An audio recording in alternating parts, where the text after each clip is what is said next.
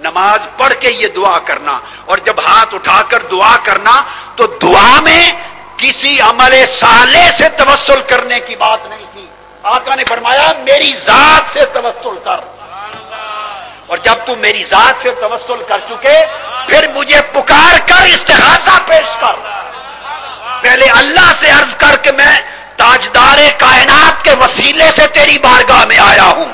جب یہ کہہ لے پھر مجھے پکار اور مجھے کہے یا رسول اللہ آپ کے وسیلے سے خدا کی بارگاہ میں آیا ہوں، مجھے بینائی آپ لے کے دیجئے. یہ ہے حدیث کا کلمہ.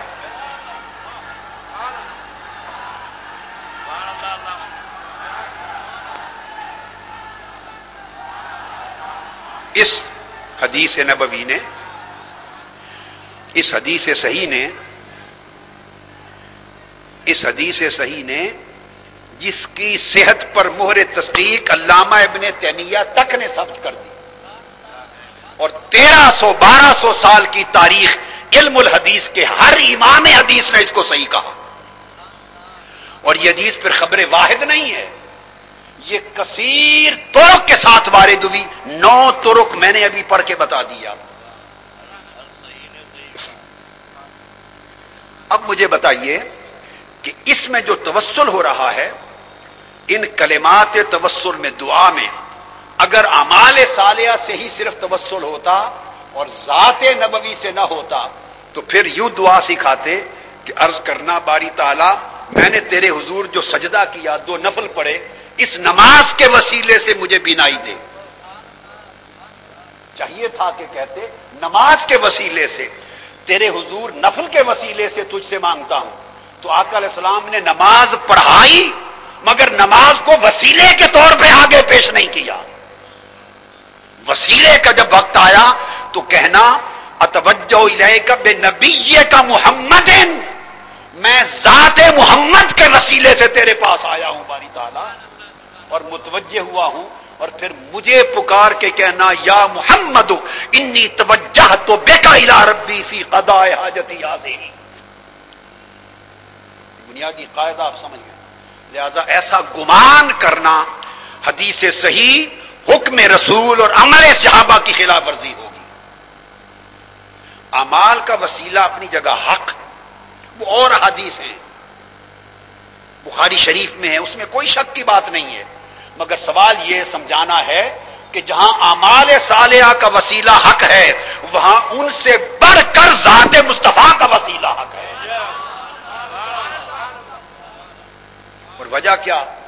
وجہ سمجھ لیں، ایک اصولی بات سمجھا دوں. ہم امت محمدی کے لیے اعمال صالحہ کیا ہیں؟ وہ عمل جو اللہ کے رسول کے حکم کی تعمیل میں صادر ہو اور رسول کی سنت کے مطابق صادر ہو. ارے جو عمل صالح، یہ بات امپورٹنٹ ہے، جو عمل صالح بن رہا ہے وہ خود وسیلہ مصطفیٰ سے عمل صالح بن رہا ہے. ایک عمل کو صالح کس نے بنایا؟ وہ عمل رد ہو جاتا اگر امر رسول نہ ہوتا. اگر امر رسول نہ ہوتا. آپ نماز کے لیے کھڑے ہو جائیں، اقیموا الصلاۃ، قرآن مجید میں جگہ جگہ حکم ہے نماز پڑھنے کا. نماز کے لیے کھڑے ہو جائیں اور فجر کی پڑھ رہے ہیں اور 4 رکعتیں پڑھ دیں، 4 رکعتیں 2 سے بھی ڈبل پڑھ دیں، یہ عمل صالح مقبول ہوگا؟ بولیے کیوں نہیں؟ قرآن نے تو رکعتیں دی نہیں ہیں آپ کو. قرآن نے تو نہ 2 کہیں، نہ 4 کہیں، نہ فجر کی، نہ ظہر، نہ عصر، نہ مغرب، نہ عشاء. اللہ کی کا حکم آیا. اب آپ نے کیا کیا؟ آپ نے تو 2 سے بھی ڈبل زیادہ سجدے کر دیے، 4 رکعتیں پڑھ دی. 2 پڑھتے تو عمل صالح ہوتا. اب 4 پڑھی، ڈبل عبادت کی تو عمل بدعت بن گیا. اب سوچنے کی بات یہ ہے کہ اس ایک عمل کو صالح کس نے بنایا اور بدعت کس نے بنایا؟ حضور علیہ السلام نے فرمایا صلو کما رأیتمونی اصلی، جیسے میں پڑھوں اس طرح پڑھو تو عمل صالح ہے، اور میرے طریقے سے ہٹ کے پڑھو تو بدعت ہے. تو ارے عمل صالح پر عمل صالح کے وسیلہ ہونے کا اقرار کرنے والے کہ عمل صالح کا وسیلہ جائز ہے، نبی کی ذات کا جائز نہیں. میرا سوال یہاں ایک طالب علمانہ سوال وارد یہ ہوتا ہے کہ جس عمل صالح کا وسیلہ جائز ہے اس عمل کو صالح کس نے بنایا؟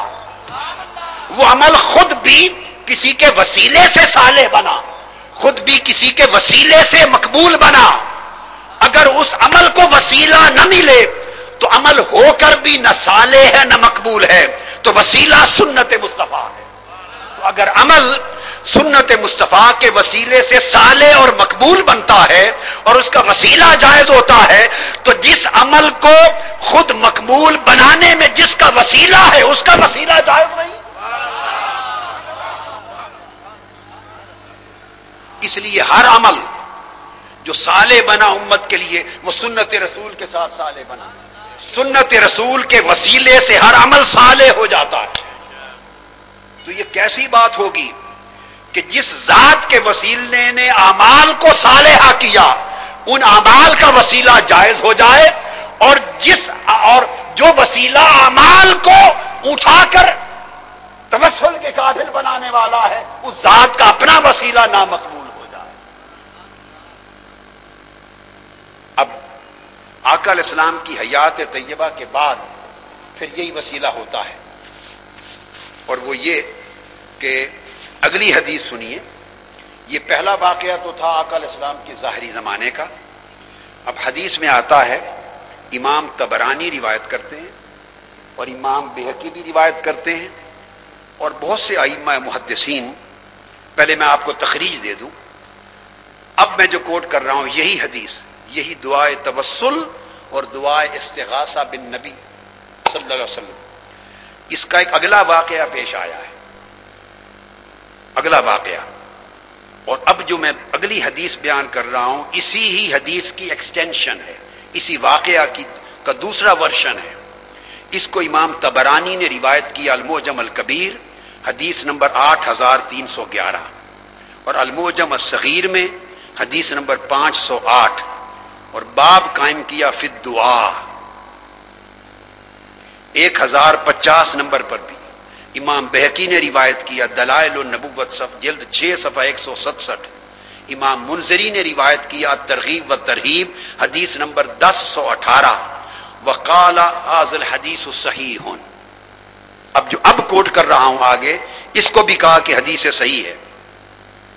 پھر باقی بے شمار ائمہ، ان کی لسٹ ہی لمبی ہے طویل، جنہوں نے اس حدیث کو ہمیشہ روایت کیا، اس پر استناد کیا، احتجاج کیا، اعتماد کیا، اعتقاد کیا. اب حدیث یہ ہے، عن ابی امامۃ بن سہل بن حنیف عن امہ عثمان بن حنیف ان رجلا كان يختلف الى عثمان بن عفان في حاجة فكان عثمان لا يلتفت اليه ولا ينظر في حاجته فلقي ابن حنيف فشكى ذلك اليه فقال له عثمان بن حنيف ائت الميدان فتوضا ثم ات المسجد فصل في ركعتين ثم قل اللهم اني اسالك وتوجه اليك بنبينا محمد النبي الرحمه يا محمد اني اتوجه بك الى ربي فتقضي لي حاجه. اب دوسرا واقعہ ہے کہ ایک شخص تھے سیدنا عثمان غنی کے دور میں، ان کو کوئی کام تھا حضرت عثمان غنی سے، وہ خلیفۃ المسلمین تھے. وہ بار بار ان کے دربار میں جاتے، سیدنا عثمان غنی کے دربار میں، نہ انہیں کوئی اندر جانے دیتا، نہ سیدنا عثمان غنی اس کی بات پر دھیان کرتے، نہ اس کی حاجت روائی ہوتی، نہ اس کی حاجت کو کوئی سنتا، پریشان ہوتا بار بار. اس اثناء میں اس کی ملاقات حضرت عثمان بن حنیف سے ہو گئی. اب سمجھے؟ اور اب اس اگلی حدیث کو روایت کر رہے ہیں سہل بن حنیف، ابو امامہ بن سہل بن حنیف روایت کر رہے ہیں، اور ان کے چچا ہے عثمان بن حنیف جنہوں نے پہلی حدیث روایت کی تھی. اب بھتیجا روایت کر رہا ہے اپنے چچا سے. وہ کہتے ہیں کہ پھر وہ پریشان ہوئے تو ان کی ملاقات حضرت عثمان بن حنیف سے ہوئی، جنہوں نے روایت کیا کہ آقا علیہ السلام نے اس نابینا کو یہ حدیث، یہ دعائے توسل اور دعائے استغاثہ سمجھائی تھی. ان کو بیان کیا کہ میری مشکل ہے، میں بار بار جاتا ہوں تو میری سنتا کوئی نہیں. انہوں نے کہا ادھر آ. اب انہوں نے کہا، سمجھا رہا ہوں اصول صحابہ کرام کا فہم عقیدہ کیا تھا.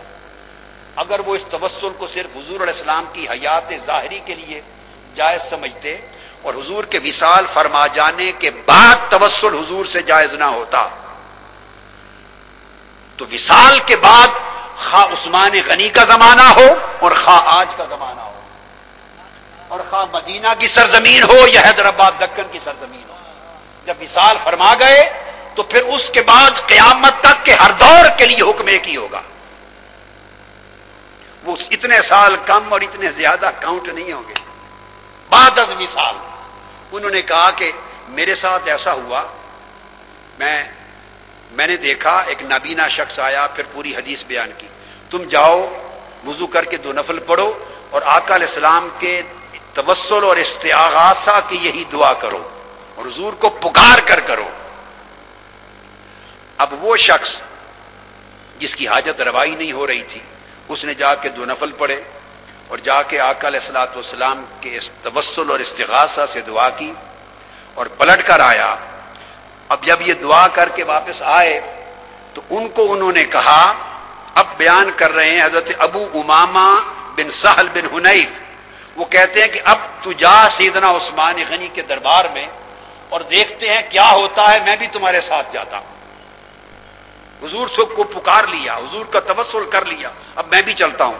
ساتھ چلے گئے اور جب وہاں گئے فرمایا وروح حتی اروح معک فانطلق الرجل فصنع ما قال له ثم اتى باب عثمان بن عفان فجاء البواب. اور وہ حضور سے وسیلہ کر کے حضور کو پکار کر اللہ کو حاجت پیش کر کے چل پڑے. جب دربار عثمان غنی کے دروازے پر پہنچے، جہاں اس کی سنتا کوئی نہیں تھا، اندر داخل بھی کوئی نہیں ہونے دیتا تھا، دروازے پر وہ شخص پہنچا تو جو بواب اس کو ہر روز روکتا تھا، آتے اس نے بازو پکڑا اور پکڑ کے سیدنا عثمان غنی کے پاس لے کے خود چل پڑا. وہاں چل گیا. فجاء البواب حتى اخذ بيده فادخله على عثمان بن عفان فاجلسه معه على التنفسه. اس نے دروازہ پکڑ کے دروازے سے ان کا بازو پکڑ کے سیدنا عثمان غنی کے پاس پہنچا دیا اور سیدنا عثمان غنی کے پاس بٹھا دیا. سیدنا عثمان غنی رضی اللہ تعالیٰ عنہ نے پوچھا، جو پہلے توجہ نہیں ہو رہی تھی اس کی طرف، فرمایا قال حاجتک، اپنی حاجت بیان کر. فذکر حاجتہ وقضاها له، اس نے اپنی حاجت بیان کی. سیدنا عثمان غنی نے وہیں اس کی مشکل حل کر دی، اس کا مسئلہ پورا کر دیا. اور اس کے بعد پھر فرمایا اور کوئی حاجت ہے بیان کر، اور کوئی حاجت ہے بیان کر. اور پھر فرمایا وقال ما كانت لك من حاجت فاذكرها، آئندہ بھی کوئی حاجت ہو تو بلا جھجک مجھے بیان کیا کر، کیونکہ اب تو مصطفیٰ کے توسل کے ساتھ آیا ہے. اب دیکھیے، نماز وہ پہلے بھی پڑھتا تھا، دعائیں وہ پہلے بھی کرتا تھا، روتا دھوتا اللہ کے حضور التجا کرنے کا عمل اس کا جاری تھا، مگر فرق صرف یہ تھا کہ اس کی ساری دعائیں، اس کی ساری التجائیں قائم اور دائم تھی، فقط مصطفیٰ کا توسل و استغاثہ شامل نہ تھا. آج فرق یہ پڑا کہ آج آقا علیہ السلام کے وسیلے اور استغاثے کے ساتھ آیا، اس کی مشکل بھی حل ہو گئی اور آقا علیہ السلام کے توسل سے آئندہ کے لیے دروازہ بھی حاجت روائی کا کھل گیا. اب اس کو پھر حضرت عثمان بن حنیف نے اپنا واقعہ سارا سنایا کہ میرے ساتھ ایسے ہوا تھا. اس کو امام طبرانی اور بہقی نے روایت کیا اور امام منذری نے کہا نا والحدیث صحیح. اب اس حدیث کی صحت پر اعتراض نہیں کیا گیا، حدیث صحیح. اب جو لطف کی بات ہوئی وہ یہ کہ آقا علیہ الصلوۃ والسلام نے توسل کی دعا تلقین کی، توسل کا عقیدہ سمجھایا، استغاثہ کا عقیدہ سمجھایا، اپنے وسیلے اور برکت اور اپنے حرمت کے ساتھ اللہ سے مانگنے کا راستہ بتایا، اور حاجت روائی بھی ہوئی. اور صحابہ کرام کا عمل پھر یہ رہا، انہوں نے اسے حضور علیہ السلام کی حیات ظاہری کے ساتھ خاص نہیں کیا، بلکہ آقا علیہ السلام کے وصال کے بعد بھی صحابہ کے عمل میں توسل جاری رہا، استغاثہ جاری رہا. تو جو صحابہ کا عمل ہے وہی عقیدہ صحیح ہوگا. تو قیامت تک صحابہ کرام کے عمل اور عقیدہ کے مطابق حضور کا وسیلہ جاری ہے اور جاری رہے گا. قیامت تک جاری ہے اور جاری رہے گا. آقا علیہ الصلوۃ والسلام کے توسل کی یہ بات. اب اس میں جو چیز بڑی قابل توجہ وہ یہ کہ آپ نے یہ حدیث دریر سن لی جس کے دونوں مواقع آپ جان لیے, دونوں مواقع, اور دونوں مواقع پر اس حدیث کو اپنی اپنی سند کے ساتھ حدیث سے صحیح کہا.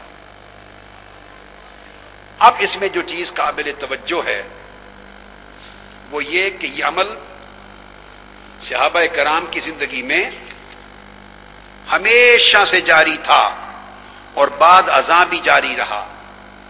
اب اس کو جیسے کہ میں عرض کر چکا ہوں کہ امام نووی نے بھی کتاب الاذکار میں لیا, حافظ ابن کثیر نے البدایہ والنہایہ میں لیا, شوکانی نے تحفۃ الذاکرین میں لیا, ابن الاسیر نے اسد الغابہ میں لیا, امام سبکی نے شفاء السقام میں لیا, حاکم نے مستدرک میں لیا, بہقی نے دلائل میں لیا, امام احمد بن حنبل نے مسند میں لیا, امام نسائی نے عمل الیوم واللیلہ میں لیا, اور حتیٰ کہ جو میں نے ابھی یہ حدیث کوٹ کی اس کو پھر امام بخاری نے تاریخ الکبیر میں لیا, اور امام منذری نے الترغیب میں لیا, سیوطی نے خصائص کبریٰ میں لیا, امام قسطلانی نے المواہب میں لیا, زرقانی نے شرح المواہب میں لیا, اور جتنے ائمہ محدثین ہوئے وہ سارے اس حدیث کی صحت کا اقرار کرتے رہے, اور ہر ایک نے کہا ھذا حدیث صحیح وقد صححہ غیر واحد من الحفاظ وفیہ الترمذی والطبرانی وابن خزیمہ والحاکم والذبی وکل من المحدثین. یہ ایک چیز جو بنیادی سامنے آ گئی. اب اس کا اطلاق جو توجہ طلب بات ہے, اس کا اطلاق آقا علیہ الصلوۃ والسلام کے توسل کے عمل کا اطلاق حضور علیہ السلام کی حیا. کل ہم نے جو حدیث بیان کی کثرت کے ساتھ وہ آقا علیہ السلام کی ولادت سے پہلے ابتدائے آفرینش سے لے کر آقا علیہ السلام کے ظہور تک توسل کا تسلسل جاری تھا. آج اس حدیث کے ذریعے حضور علیہ السلام کی حیات ظاہری میں بھی توسل حکم رسول سے ثابت ہوا, اور استغاثہ بھی. آقا نے صرف توسل نہیں سکھایا, استغاثہ بھی سکھایا. اور دوسری بات یہ کہ حضور علیہ السلام کے وصال اقدس کے بعد بھی اس عمل کو جاری رکھنے کا حکم ہوا. اب جو چیز آگے لا رہا ہوں, جو میں نے قرآن مجید کی آیت کریمہ بھی پیش کی, وَلَوْ أَنَّهُمْ إِذ ظَّلَمُوا أَنفُسَهُمْ جَاءُوكَ فَاسْتَغْفَرُوا اللَّهَ وَاسْتَغْفَرَ لَهُمُ الرَّسُولُ. اب اس آیت کریمہ میں یہ آیت توسل ہے, صریحاً آیت توسل ہے. اب بڑی اہم چیز توجہ طلب ہے, وہ یہ کہ حکم فرمایا اگر اپنی جانوں پر ظلم کر بیٹھیں تو اے میرے محبوب آپ کی بارگاہ میں آ جائیں, آپ کی خدمت میں آ جائیں, اور آپ کی خدمت میں آ کر اللہ سے معافی مانگیں, اور پھر رسول بھی ان کی سفارش کر دے, تو یقیناً اللہ کو توبہ قبول کرنے والا, رحم کرنے والا پائیں گے. یہ قرآن مجید کی آیت سورہ نساء کی. اب وہی نقطہ میں سمجھانا چاہتا ہوں کہ کیا توسل یعنی وسیلہ صرف عمل صالح کے ساتھ خاص ہے یا ذات مصطفیٰ کا حصہ؟ اب استغفار عمل صالح ہے, اللہ کی بارگاہ میں استغفار کرنا, معافی مانگنا, یہ عمل صالح ہے. اگر استغفار عمل صالح خود وسیلہ کے لیے کافی ہوتا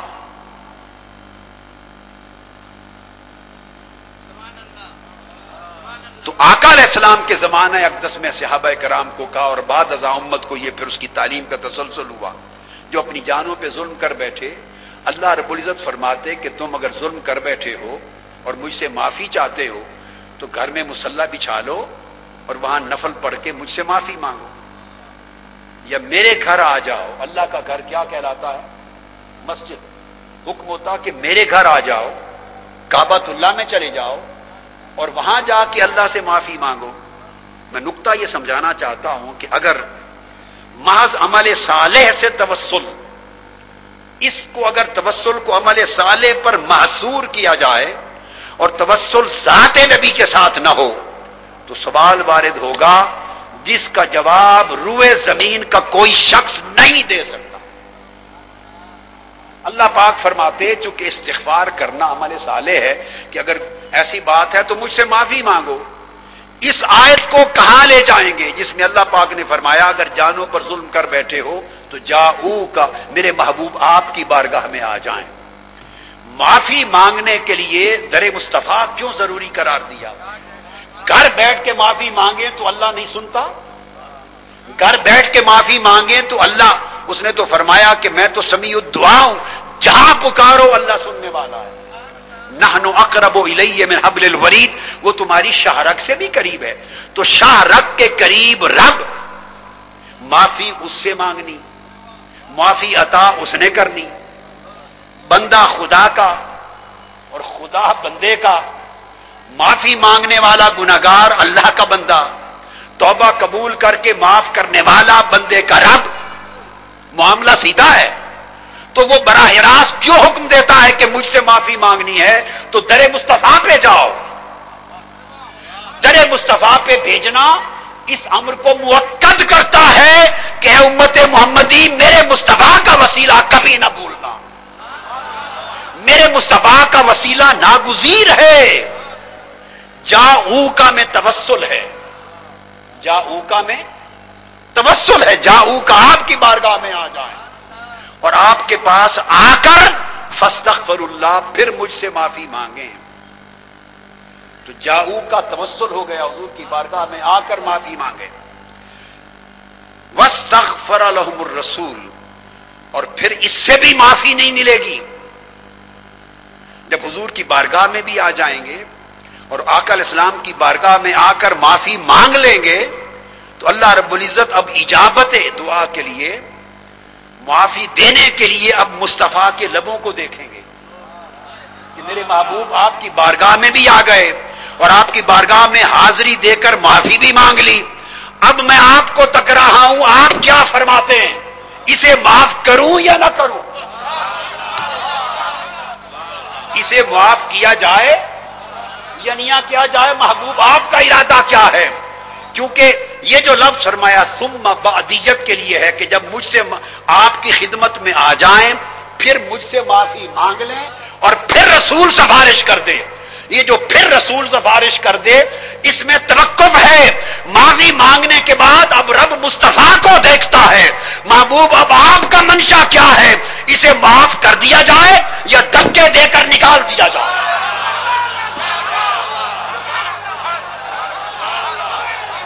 فاستغفر لهم الرسول الفاء للتعقیب۔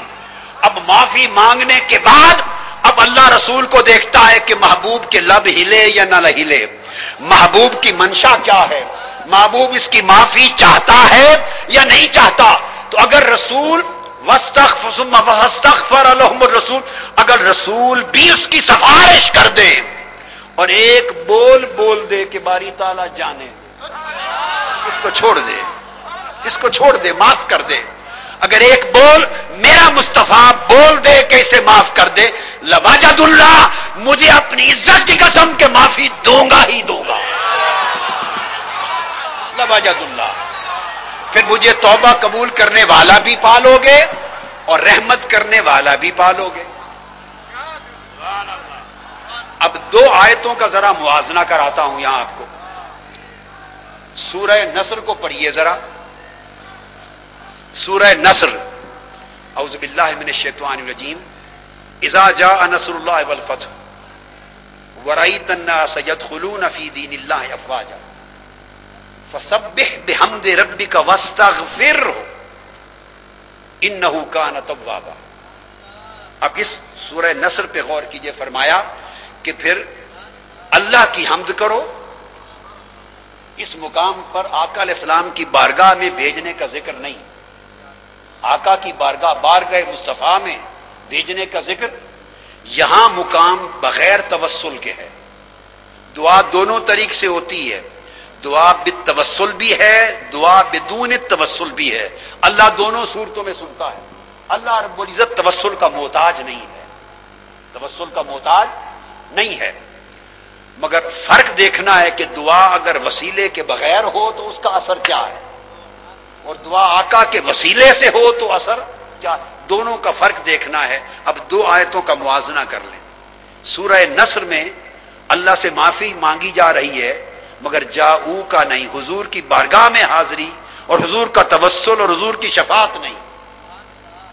فرمایا فسبح بحمد ربک واستغفر، اللہ کی تسبیح کریں، حمد کریں، واستغفر، پھر اللہ سے معافی مانگیں، اللہ سے معافی مانگیں۔ اس کے جواب میں اللہ رب العزت نے فرمایا واستغفر انہ کان توابا، بے شک اللہ بہت توبہ قبول کرنے والا ہے۔ اللہ رب العزت نے فقط اپنی صفت بیان کی ہے مبالغے کے ساتھ کہ بے شک وہ بہت توبہ قبول کرنے والا ہے، وہ توبہ قبول کرنے والا ہے، مگر وہ اب اس کی جو توبہ اس نے کر لی کب قبول کرے گا؟ ابھی کرے گا، انتظار کروائے گا، وقفے کے بعد کرے گا، سال کے بعد کرے گا۔ موسیٰ علیہ السلام نے دعا کی تھی، موسیٰ علیہ السلام نے اللہ کے حضور اس دعا کی قبولیت 40 سال کے بعد ہوئی تھی۔ وہ جو فرعون کو غرق کیا گیا دریائے نیل میں، اس کی دعا 40 سال قبل ہوئی تھی، تو وہ مالک ہے۔ یہاں اللہ سے معافی مانگی ڈائریکٹلی، اور اس نے فرمایا انہ کان توابا، بے شک اللہ بہت توبہ قبول کرنے والا ہے۔ اللہ توبہ قبول کرنے والا ہے کہہ کر اس نے چھوڑ دیا، آگے گارنٹی نہیں دی کہ تیری قبول ہوگی، بولیے، یا نہیں ہوگی تو کب ہوگی، ہفتے، عشرے، مہینے، 2 مہینے میں ہو جائے گی، ابھی ہوگی، کل کو ہوگی، سال میں ہوگی، 10 سال میں ہوگی، وہ مالک ہے، اس پر کسی کی پابندی نہیں۔ تو براہ راست اللہ سے معافی مانگنے کا نتیجہ ہوا انہ کان توابا، بے شک اللہ بہت توبہ قبول کرنے والا ہے۔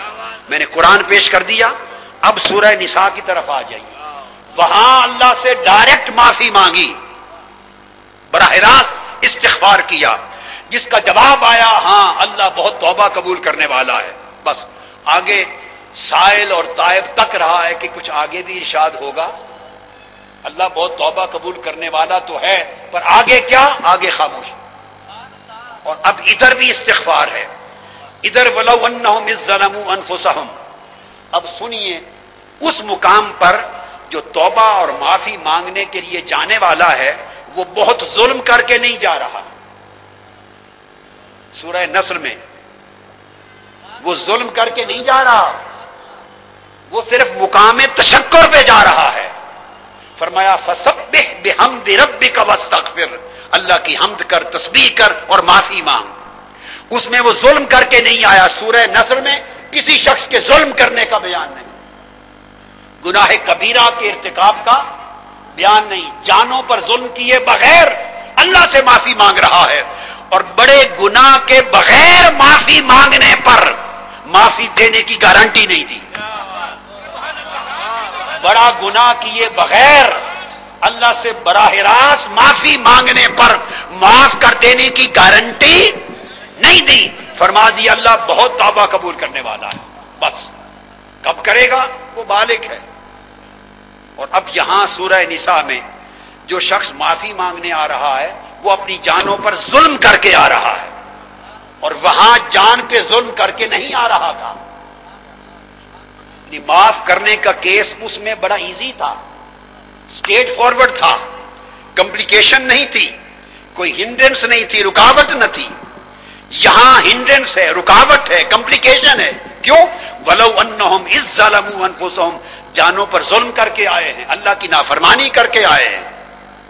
اب یہاں کیس بہت کمپلیکیٹڈ ہے، وہ ظلم کر کے آیا ہے، مگر اب یہاں معافی مانگنے کا طریقہ بدل گیا۔ وہاں سٹیٹ اوے گھر کے مصلے پہ معافی مانگی تھی، کعبۃ اللہ میں معافی مانگی تھی، اللہ کے حضور جہاں تھا معافی مانگی تھی، باری تعالیٰ معاف کر دے۔ جواب آیا میں بہت توبہ قبول کرنے والا ہوں، بس آگے کوئی کومنٹ نہیں۔ یہاں فرمایا اپنی جانوں پہ ظلم کرنے والے اگر معافی چاہتے ہو تو جاؤ کا اب ایک دوسرا طریقہ سکھایا، حضور کی بارگاہ، میرے محبوب کی بارگاہ میں آ جاؤ، اور حضور کو وسیلہ بنا لو، بارگاہ مصطفیٰ میں آؤ اور حضور کی بارگاہ میں حاضری دے کر اب مجھ سے معافی مانگو۔ دو مقامات میں فرق یہ ہوا، وہاں آقا علیہ السلام کی بارگاہ میں حاضری دیے بغیر اور آقا کی بارگاہ کو وسیلہ بنائے بغیر ڈائریکٹلی اللہ سے معافی مانگی تھی، جواب آیا تھا انہو کان توابا۔ اب یہاں جانوں پر ظلم کر کے آ رہا ہے، زیادہ گریویس اور سینگون جرم کر کے آ رہا ہے، مجرم ہے، مگر طریقہ بدل گیا کہ جاؤ کا مصطفیٰ کی بارگاہ میں آ گیا اور بارگاہ مصطفیٰ کو وسیلہ بنا دیا، وسیلہ بنا کے فاستغفر اللہ، حضور کی بارگاہ کی حاضری دے کر اب رب کو پکار رہا ہے، مولا اس بارگاہ میں آ گیا ہوں، مجھے معاف کر دے۔ اور معافی کے بعد پھر آقا علیہ السلام نے سفارش کر دی، ہاں باری تعالیٰ میں سفارش کرتا ہوں، اس کو جانے دے، چھوڑ دے، معاف کر دے۔ تو گویا توسل بھی ہو گیا، تشفع بھی ہو گیا، وسیلہ بھی ہو گیا، شفاعت بھی ہو گئی۔ اب یہاں معافی مانگنے پر حضور کا وسیلہ اور شفاعت دو چیزیں ایڈ ہو گئی۔ اب فرق دیکھیے، وہاں نہ وسیلہ ایڈ ہوا تھا نہ شفاعت ایڈ ہوئی تھی، تو رب کا جواب آیا تھا ہاں اللہ بہت توبہ قبول کرنے والا ہے، بس۔ یہاں بڑا گناہگار آیا، حضور کا وسیلہ ہو گیا، بارگاہ کی حاضری کا، حضور کی شفاعت ہو گئی۔ اب یہاں کا جواب سنیے، اب دونوں آیتوں کے لفظ سامنے رکھیے۔ وہاں لفظ تھا انہو کان توابا، اللہ تو بہت توبہ قبول کرنے والا۔ جب حضور کی شفاعت اور وسیلہ ہو گیا، یہاں جواب آیا لوجد اللہ توابا رحیما، اگر مصطفیٰ کے وسیلے سے اور مصطفیٰ کی شفاعت سے تمہاری معافی آ جائے تو یقیناً تم مجھے پا لو گے، توبہ قبول کرتا ہوا، رحمت کی بارش کرتا ہوا، یعنی تم میری توبہ کی قبولیت کو پا لو گے۔ لوجد اللہ، تم یہی جالی مصطفیٰ سے ابھی ہٹے نہیں ہوگے، جاؤ کا مصطفیٰ کی بارگاہ میں آئے ہو اور آ کے معافی مانگی ہے اور مصطفیٰ نے شفاعت کر دی ہے، ابھی میرے آقا کی سبز ہری جالیوں کے سامنے کھڑے ہو، معافی مانگ کر اندر سے مصطفیٰ نے سفارش کر دی ہے مولا معاف کر، تم ابھی میری محبوب کی جالی سے ہٹے نہیں، باب جبریل سے باہر نکلے نہیں، ابھی تم مڑے نہیں، کھڑے ہو، اور کھڑے جواب آ گیا لوجد اللہ، بندے قدم نہ اٹھا، تم نے پا لیا خدا کو، خدا کی بخشش اور رحمت کو پا لیا۔ تو ارے اللہ پاک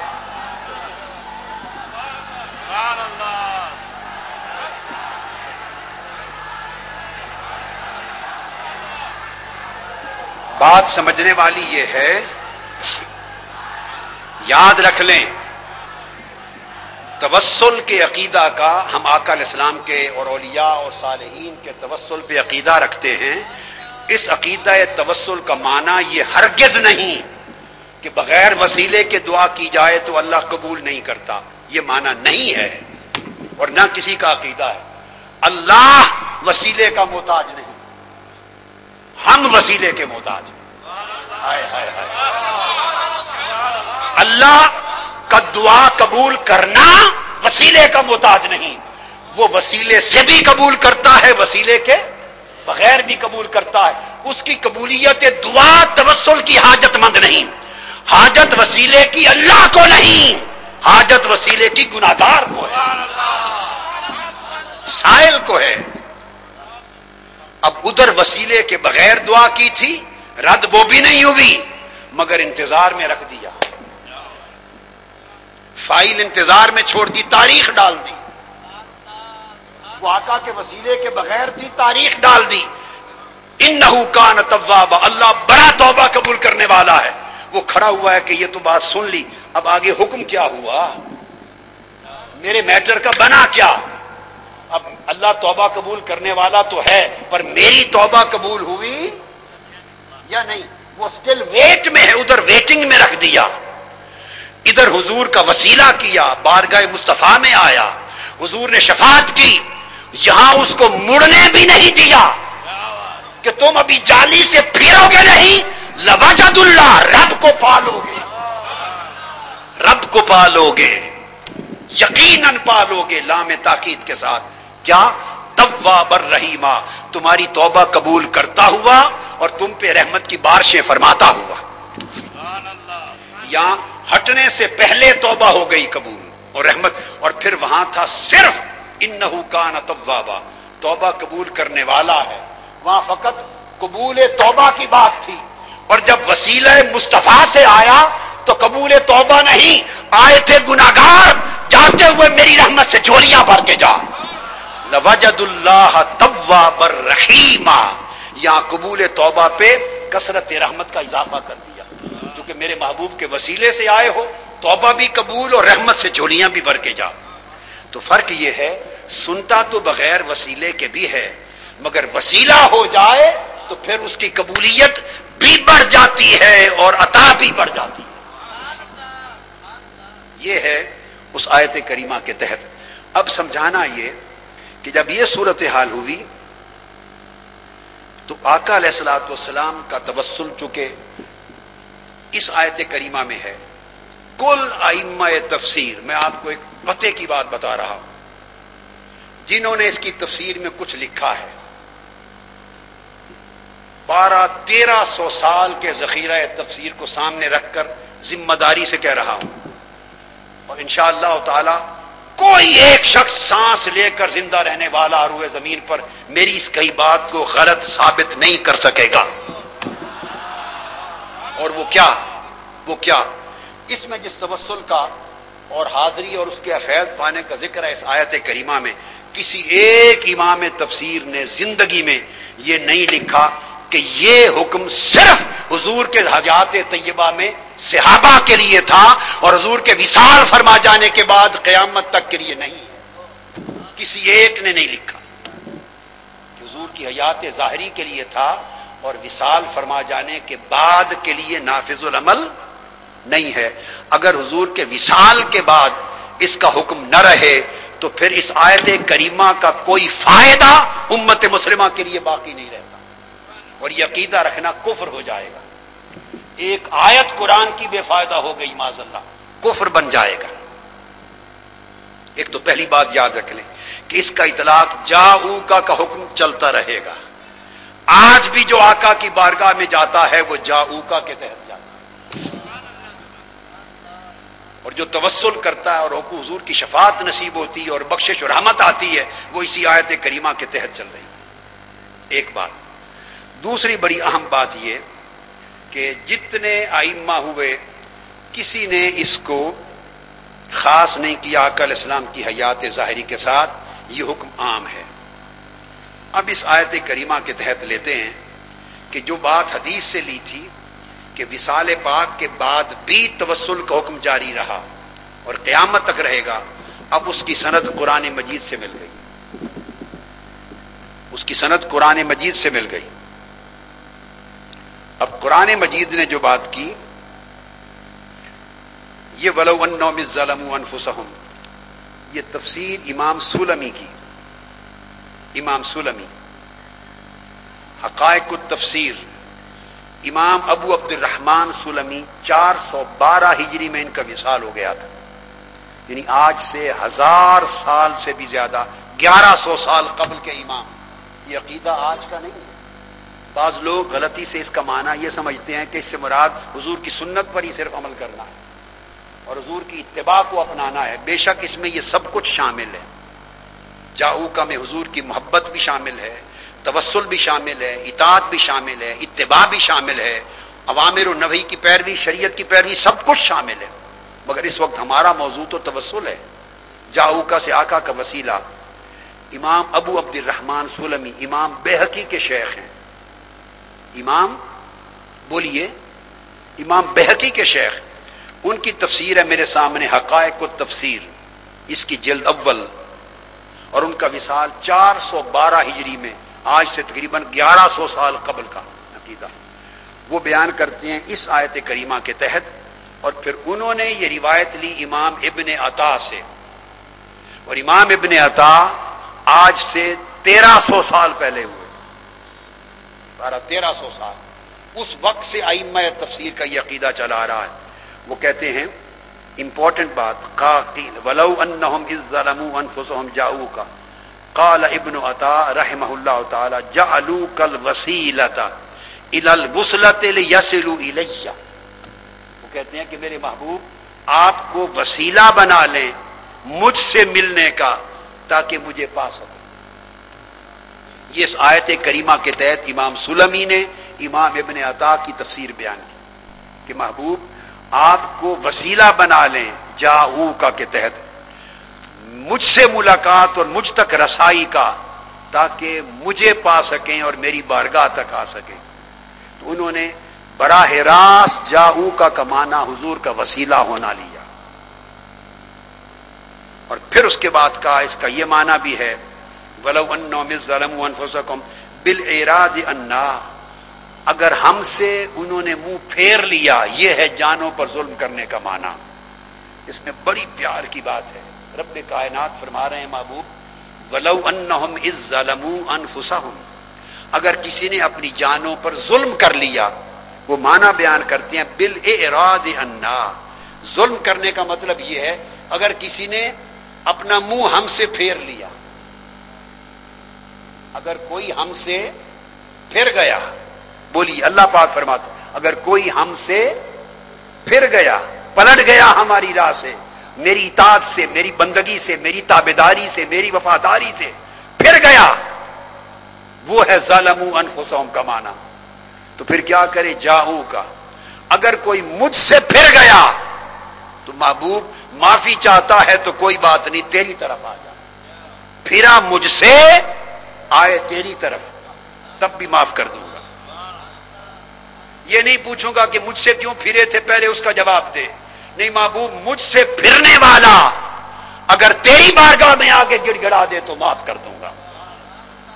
اب اس کا معنی بیان کرتے ہیں ظلموا انفسهم بالاعراض عنا استشفعوا بك الینا لاقبلنا علیہم بالبر والفضل، اگر کوئی مجھ سے پھر جائے مگر تیری بارگاہ میں آ کر تجھ کی آپ کی سفارش مانگ لے، لاقبلنا علیہم، تو ہم اس کی طرف خود پھر جائیں گے۔ جو ہم سے پھر گیا تھا محبوب آپ کی بارگاہ میں آ جائے تو ہم اپنا چہرہ رحمت اس کی طرف پھیر دیں گے۔ لاقبلنا علیہم بالبر والفضل، ہماری بارگاہ سے پھرے ہوئے شخص کی طرف اگر آپ کو وسیلہ بنا کے معافی مانگ لے تو اس کی طرف ہم اپنا چہرہ پھیر لیں گے، اپنا رخ اس کی طرف کر لیں گے۔ جس نے اپنا رخ ہم سے پھیر لیا تھا، ہم آپ کے تصدق اور توسل سے اپنا رخ رحمت اس کی طرف پھیر دیں گے۔ یہ معنی امام سلمی نے بیان کیا۔ اب میرے پاس دوسری تفسیر امام ابو القاسم القشیری کی ہے، لطائف الاشارات۔ امام ابو القاسم القشیری بھی 465 میں وصال فرما گئے، لگ بھگ 1150 یا 1100 سال کے قریب پہلے ہوئے۔ اب وہ بھی اس کا معنی بیان کرتے ہیں وَلَوْ أَنَّهُمْ إِذْ ظَلَمُوا أَنفُسَهُمْ۔ دیکھیے کس طرح قرآن کی ایک ایک نص سے قیامت تک حضور کا وسیلہ ثابت کیا ائمہ نے۔ کہتے اگر اپنی جانوں پر ظلم کر لے، معنی لو جعلوک ذریعتہم لوصلوا الینا، میرے محبوب لو جعلوک ذریعتہم اے وسیلتہم، اگر میرے محبوب آپ کو وہ اپنا ذریعہ اور وسیلہ بنا لیں، لوصلوا الینا، وہ ہم تک پہنچ جائیں گے۔ اس آیت کے تحت فرمایا،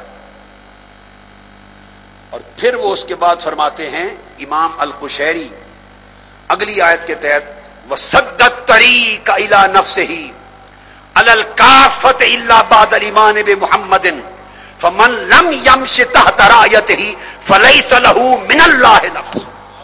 اللہ پاک نے اپنی بارگاہ تک آنے کے سارے راستے بند کر دیے ہیں سوائے وسیلہ مصطفیٰ کے۔ یہ امام قشیری نے کہا حضور پر ایمان لائیں اور حضور کے جھنڈے کے نیچے چلیں، حضور کے سائے میں آ جائیں، تو فرمایا پھر اللہ پاک کی بارگاہ سے اسے سب کچھ نصیب ہوگا۔ تو دیکھیے بندہ تو ہر صورت میں وہ اللہ کا ہی ہے، وہ دینے والا ہے اللہ، مگر دینے کا اس نے ڈب سکھایا، میرے محبوب کے وسیلے سے آؤ گے تو خیرات سے جھولیاں بھر دوں گا۔ پھر امام ثعلبی جلیل القدر امام ہوئے، امام ثعلبی 427 ہجری میں وصال ہوا، پھر 1100 سال قبل میں دور جدید کی ائمہ تفسیر کے حوالے نہیں دے رہا ہوں. انہوں نے تفسیر الکشف والبیان میں امام ثعلبی نے اسی کو روایت کیا, اور وہ روایت کرتے ہوئے میں آگے اس حدیث کو کوٹ کروں گا. امام ابو جعفر الصادق رضی اللہ تعالی عنہ, امام محمد بن جعفر الصادق رضی اللہ تعالی عنہ, ان کی روایت سے لیا امام جعفر الصادق سے. وہ اپنے طریق سے سیدنا علی المرتضیٰ سے روایت کرتے ہیں, اور امام ثعلبی نے الکشف والبیان میں لیا. وہ فرماتے ہیں کہ اسی آیت کریمہ کے تحت ہوا یہ کہ آقا علیہ السلام کا وصال ہو گیا. ہم آقا علیہ السلام کی تدفین کر چکے, 3 دن گزرے تھے کہ 3 دن کے بعد کوئی شخص, اسے خبر نہیں تھی آقا علیہ السلام کے وصال. وہ آیا آقا علیہ السلام کی بارگاہ میں کہ میں نے حضور کی بارگاہ میں آ کے عرض کرنا ہے. ثلاثۃ یا 3 دن گزر گئے تھے. جب اس نے دیکھا کہ آقا علیہ السلام کا تو مزار اقدس بن چکا, وہ دھڑام حضور کی قبر انور پہ اوپر اس نے اپنے آپ کو گرا دیا اور دھاڑے مار کے رونے لگا, اور قبر انور پہ گرا دیا, اور گرا کے کہنے لگا یا رسول اللہ قلت فسمعنا قولک فوعینا عنک وکان فیما انزل اللہ علیک. پھر آگے ولو انہم اذ ظلموا انفسہم فاستغفروا اللہ واستغفر لهم الرسول, پوری آیت پڑھ دی اور کہا فقد ظلمت نفسی فجئتک لتستغفر لی. میں یا رسول اللہ آپ کا فرمان اور قرآن کا فرمان سن کے آیا تھا کہ جانوں پر ظلم کر لو تو مصطفیٰ کی بارگاہ میں آ جاؤ, اور آگے پہنچا ہوں تو حضور وصال فرما چکے ہیں. یہ سیدنا علی المرتضیٰ روایت کر رہے ہیں, اور اس کو روایت کرنے والے امام جعفر الصادق ہیں عن طریق سیدنا علی رضی اللہ تعالی عنہ. اور یہ کہہ کر حضور کی قبر انور پر گر گیا کہ آقا اب آپ تو رخصت ہو گئے, میرا کیا ہوگا. اس شخص نے یہ التجا کی تھی آقا علیہ السلام کی بارگاہ میں کہ میں اپنی جان پر ظلم کر لیا, فجئتک لتستغفر لی, میں آپ کی بارگاہ میں آؤں تاکہ آپ میری شفاعت کریں. یہ کہہ کے رو پڑا.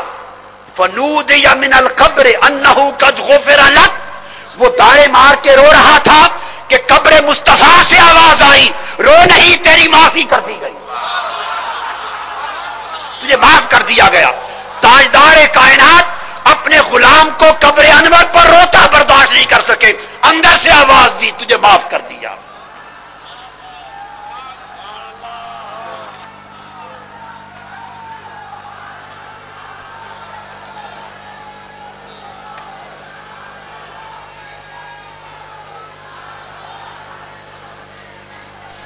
اب آگے آئیے, بڑی اہم چیز. اب میں صرف وہ حدیثیں کوٹ کر رہا ہوں ائمہ تفسیر, ائمہ حدیث اور احادیث نبوی اور آثار صحابہ جن سب کا تعلق حضور علیہ السلام کے وصال کے بعد وسیلے سے ہے, آج وہ کوٹ کر رہا ہوں. اب اس کے بعد حافظ ابن کثیر کو لیتے ہیں. حافظ ابن کثیر آپ کو معلوم ہے علامہ ابن تیمیہ کے شاگرد ہیں, اور میں نے کل بھی عرض کیا تھا یہ وہ تفسیر ہے جو عرب و عجم میں سبقاً پڑھائی جاتی ہے, اور مکہ معظمہ مدینہ طیبہ کی جامعات میں آج یہ شامل نصاب ہے. معتمد ترین تفسیر روئے زمین کی تفاسیر میں سے جو وہاں سمجھی جاتی ہے حرمین شریفین میں آج, وہ حافظ ابن کثیر. اب حافظ ابن کثیر اپنی تفسیر میں اس آیت کریمہ کے تحت لکھتے ہیں, اس کی جلد 2 ہے, اور جلد 2 کا سورۃ النساء کی آیت نمبر 64 اور 65 کے تحت صفحہ نمبر 347 ہے, جو میرے پاس کتاب ہے, اور یہ دار طیبہ ہے اس کا طبع ہے. امام حافظ ابن کثیر روایت کرتے ہیں اس آیت کا معنی کیا ہے. میں اس لیے کر رہا ہوں کہ اس کا یہ بات جواب دے کر یہ معنی بیان کر کے اس آیت کو گول کر دیا جاتا ہے کہ اس سے مراد حضور کی سنت پر عمل کرنا, حضور کی اتباع کرنا, اس سے کوئی توسل ثابت نہیں. اور دوسری بات یہ کر دی جاتی ہے کہ حضور علیہ السلام کے عہد مبارک کے لیے تھا, وصال کے بعد حضور کی قبر انور پہ وسیلہ ہوگا اس کا کوئی ذکر نہیں. ان دو فتنوں کی جڑ کاٹنا چاہتا ہوں. حافظ ابن کثیر کہتے ہیں سنیے اس آیت کریمہ کے لوجد اللہ تواب الرحیمہ کے بعد یرشد تعالی العصاة والمذنبین اذا وقع منهم الخطأ والعصیان ان یاتوا الى الرسول فیستغفر اللہ عنده ویسألوه ان یستغفر لهم. حافظ ابن کثیر کی عبارت وہ کہتے ہیں کہ اللہ تعالی نے حضور کی امت کے گناہگاروں کو اور سیاہکاروں کو حکم دیا ہے. اب بولیے اس آیت کریمہ کے تحت کہاں ذکر ہے کہ صرف حضور کے زمانے میں صحابہ کرام کے لیے حکم تھا، یا کہاں ذکر ہے فقط حضور کی سنت کی اتباع اور اسوہ حسنہ کی پیروی کا معنی اس آیت کریمہ میں ہے؟ اگر حافظ ابن کثیر نے یہ معنی نہیں سمجھا تو کوئی اور کتنا بڑا عالم ہے حافظ ابن کثیر سے پڑھ کر. وہ کہتے ہیں اللہ نے ہدایت دی ہے یہاں امت محمدی کے گناہگاروں اور سیاہکاروں کو اذا واقع منہم الخطأ والعصیان، اگر وہ گناہ کر بیٹھیں، غلطی کر بیٹھیں، خطا کاری کر بیٹھیں تو کیا کریں؟ خطا کاری اور گناہ گاری کے بعد ان یاتوا الی الرسول، حضور کی بارگاہ میں چلے جائیں. تو پتہ چلا کہ جاؤکا کا اطلاق صرف عہد رسالت مآب کے لیے نہیں، پوری امت محمدی کے لیے روز قیامت تک ہے. اور فقط حضور کی سنت کی طرف بنیت اتباع رجوع کرنے کا ہی معنی نہیں، بلکہ گناہگاروں کے لیے توسل مصطفیٰ کا حکم ہے اس آیت میں. اور حضور کی طرف آ جائیں فیستغفر اللہ عنده، اور حضور کی بارگاہ میں حاضر ہو کر اللہ سے معافی مانگے. یہاں تک بات آ گئی. اب اگلا ٹکڑا آیت کریمہ کا تھا واستغفر لهم الرسول، اور حضور بھی ان کے لیے شفاعت کریں، آقا علیہ السلام بھی ان کے لیے بخشش مانگیں. قرآن میں اتنا بیان ہے. اس ٹکڑے آیت کی وضاحت حافظ ابن کثیر کی زبان سے سنیے. اب حافظ ابن کثیر کہتے ہیں وَيَسْأَلُوهُ أَن يَسْتَغْفِرَ لَهُمْ، پھر آقا کی بارگاہ میں کھڑے ہو کر حضور سے سوال کریں. آقا کی بارگاہ میں کھڑے ہو کر حضور سے بولیے سوال کریں. بولیے کوئی مردے سے بھی سوال کرتا ہے؟ جو محتاج ہو جائے کچھ نہ کر سکے کوئی اس سے بھی سوال کرتا ہے؟ جو نفع نہ پہنچا سکے کوئی اس سے بھی سوال کرتا ہے؟ جو حاجت روائی نہ کر سکے کوئی اس سے سوال کرتا ہے؟ جو آپ کے سوال ندا کو نہ سن سکے بھلا اس سے بھی سوال کرتے ہیں؟ جو سن نہ سکے اس کو پکارنا کیا؟ اب یہ میرا نہیں، حافظ ابن کثیر کا عقیدہ کوٹ کر رہا ہوں. وہ کہتے ہیں کہ حضور کی بارگاہ میں جا کر اللہ سے معافی مانگے وَيَسْأَلُوهُ، اور آقا علیہ السلام سے سوال کریں، حضور کو پکار کر کہیں یا رسول اللہ ان یستغفر لہم، کہ حضور میری شفاعت کر دے خدا کی بارگاہ میں. حضور سے سوال کریں. فإنہم اذا فعلوا ذلک تاب اللہ علیہم ورحمہم وغفر لہم، جب حضور کو پکار کر سوال کریں گے کہ آقا ہماری سفارش کر دیں تو اللہ پاک ان کی توبہ بھی قبول کرے گا، ان پہ رحمت بھی کرے گا، ان کو معاف کر دے گا. وَلِهَذَا قَالَ لَوَجَدُ اللَّهَ تَوَّابًا رَحِيمًا، اس لیے اللہ نے کہا کہ وہ پا لیں گے اللہ کو توبہ قبول کرنے والا. اب حافظ ابن کثیر نے یہ بات بیان کر کے، حافظ ابن کثیر نے بڑی اہم چیز یہ تفسیر کر کے آیت کریمہ کی آگے لکھتے ہیں، اٹھا کے گھروں میں جا کے دیکھیے گا تفسیر ابن کثیر. اب یہ تو کوئی بریلویوں، دیوبندیوں، اہل حدیثوں اور شیعوں اور دکنیوں اور دہلویوں کی لکھی ہوئی تفسیر نہیں ہے. یہ تو حافظ ابن کثیر کی تفسیر کوٹ کر رہا ہوں، جا کے دیکھیے. اس کے بعد لکھتے ہیں وذاکر جماعتم، وہ کہتے ہیں کہ ائمہ علماء کی جماعت نے بیان کیا. منہم الشیخ ابو نصر بن الصباغ، ان میں شیخ ابو نصر بن صباغ اپنی کتاب الشامل میں بیان کرتے ہیں الحکایت المشہورہ عن العتبی، حضرت عتبی سے روایت بیان کرتے ہیں. اور حافظ ابن کثیر کے لفظ سنیے، وہ کہتے ہیں وذاکر جماعتن، یہ جو آگے واقعہ روایت کر رہے ہیں حافظ ابن کثیر، وہ کہتے ہیں علماء کی ایک بہت بڑی جماعت نے اس کو روایت کیا، گویا حضور کی امت کے اکابر علماء محدثین کا عقیدہ ہے. اور وہ حوالہ دیتے ہیں کہ عتبی بیان کرتے ہیں قال كنت جالسا عند قبر النبی صلی اللہ علیہ وآلہ وسلم، کہ میں آقا علیہ السلام کی قبر انور روضہ پاک کے قریب بیٹھا تھا. فجاء اعرابی فقال السلام علیک یا رسول اللہ. ایک اعرابی آیا دیہات کا رہنے والا، اور اس نے عرض کیا یا رسول اللہ، آپ کی بارگاہ میں آ کے حضور کو پکارا. اب یہ یہاں تک ذرا چھوڑ کر، حوالہ تو میں دے رہا ہوں آپ کو حافظ ابن کثیر کا، تفسیر ابن کثیر سے، مگر تھوڑی دیر رک کر اس روایت کو کتب حدیث سے بھی میں کوٹ کر دوں، پھر حافظ ابن کثیر کی طرف آ جاتا ہوں. جس واقعہ کو حافظ ابن کثیر بیان کر رہے ہیں یہ امام ابو حرب الحلالی روایت کرتے ہیں، اور یہ حدیث جو حافظ ابن کثیر نے کوٹ کی اس کو امام بہقی نے شعب الایمان میں روایت کیا، حدیث نمبر 4178. اور پھر امام ابن قدامہ نے روایت کیا حافظ ابن کثیر کے علاوہ، اور امام سیوطی نے، اور پھر بہت سارے ائمہ محدثین اور مفسرین اس کو بیان کرتے چلے آئے، حتیٰ کہ امام نووی نے اپنی کتابوں میں اس کو روایت کیا. اب یہ تمام جو ریفرنسز ہیں، حوالے، اس کو ذہن میں رکھ لیں. اور اس کو پھر امام بزار نے روایت کیا اس واقعہ کو، اور دیگر محدثین اور ائمہ نے. اب میں جو کوٹ کر رہا تھا کہ وہ اعرابی آیا، اور آقا علیہ الصلوۃ والسلام کی واقعہ پورا یہ ہے کہ مسجد نبوی میں داخل ہونے سے پہلے باہر اس نے اپنی سواری باندھ دی، اور سواری باندھ کر اندر داخل ہوا. حتی اتی القبر وواقف بحذاء وجہ رسول اللہ صلی اللہ علیہ وسلم، اور آقا علیہ السلام کے چہرے انور کے سامنے آ کر کھڑا ہو گیا. فقال السلام علیک یا رسول اللہ، آقا علیہ السلام پر سلام کیا. ثم سلم علی ابی بکر و عمر رضی اللہ تعالیٰ عنہما، پھر ان دونوں شیخین پہ سلام کیا. ثم اقبل علی رسول اللہ صلی اللہ علیہ وسلم فقال بابی انت و امی یا رسول اللہ، پھر آقا علیہ السلام کو پکارا میرے ماں باپ آپ پر قربان جائیں. جئتک مسقلم بالذنوب والخطایا، آقا میں گناہوں اور خطا کاریوں کے بوجھوں میں دبا ہوا آپ کی بارگاہ میں آیا ہوں.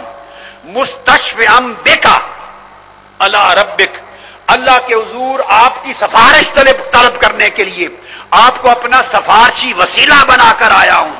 لأنہ قال فی محکم کتابہ، چونکہ اللہ رب العزت نے اپنی کتاب میں حکم فرمایا ہے، مانگتا ہوں سفارش کی خیرات، شفاعت کر دیجیے اللہ کی بارگاہ میں. ان یغفر لی ذنوبی، کہ وہ میرے گناہوں کو معاف کر دے. وان تشفع فی، اور میرے حق میں آپ کی شفاعت قبول کر لے. ثم اقبل فی ارد الناس وهو یقول، پھر پیچھے مڑا اور مڑ کر پھر وہ یہ شعر پڑھنے لگا.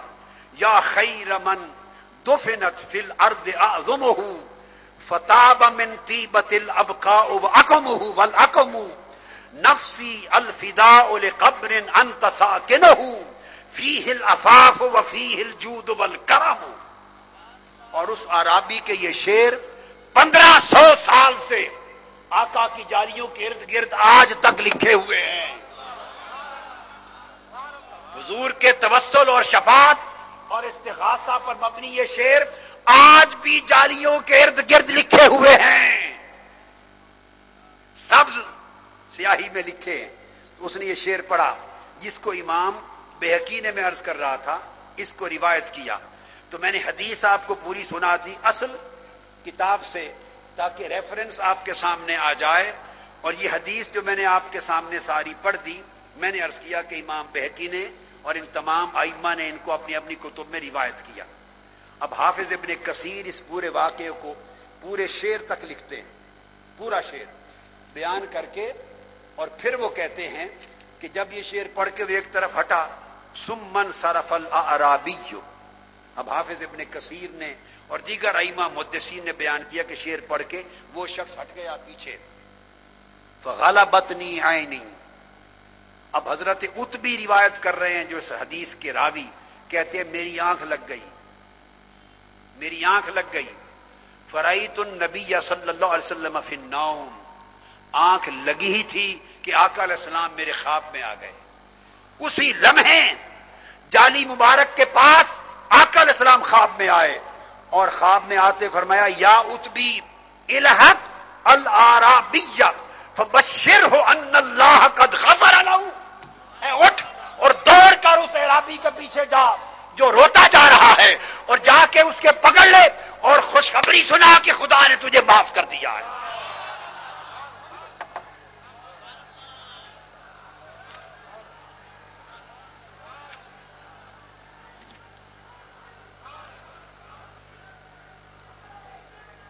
اب جو بات سمجھنے والی ہے،